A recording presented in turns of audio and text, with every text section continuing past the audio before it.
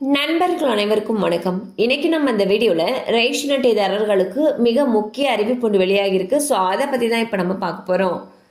நாடு முழுவதும் ரேஷன் கடைகள் மூலமாக ஏழை எளிய மக்களுக்கு இலவசமாக அரிசி, மலிவு விலையில் பொருட்கள் வழங்கப்பட்டு வருகின்றன. இதனால் ஏராளமான பொதுமக்கள் மிகவும் பயனடைந்து வருகிறார்கள். மொத்தம் சுமார் 80 கோடி பேருக்கு இலவச ரேஷன் பொருட்கள் வழங்கப்பட்டு வருகிறது. இந்த நிலையில் நாடு முழுவதும் 2.5 கோடி பேர் ரேஷன் பொருட்கள் வாங்குவதற்கு தகுதி இல்லாதவர்கள் என்று புதிய தகவல் ஒன்று வெளியாகியுள்ளது. இது தொடர்பாக மத்திய அரசு நடத்திய கணக்கெடுப்பின்படி வருமான வரி செலுத்துவோர் உள்ளிட்ட பலருமே ரேஷன் பொருட்களை பெறுவதாகவும் அவர்களுக்கு வழங்கப்படும் பொருட்கள் விரைவில் நிறுத்தப்பட இருப்பதாகவும் கூறப்படுகிறது.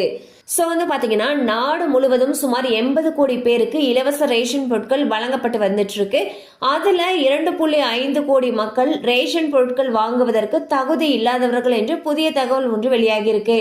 ஸோ யார் யாருக்கெல்லாம் தகுதி இல்லைன்னு சொல்லி பார்த்தீங்கன்னா, வருமான வரி செலுத்துவோர் உள்ளிட்ட பலருக்கு ரேஷன் பொருட்கள் வாங்குறதுக்கு தகுதி இல்லைன்னு சொல்லியிருக்காங்க.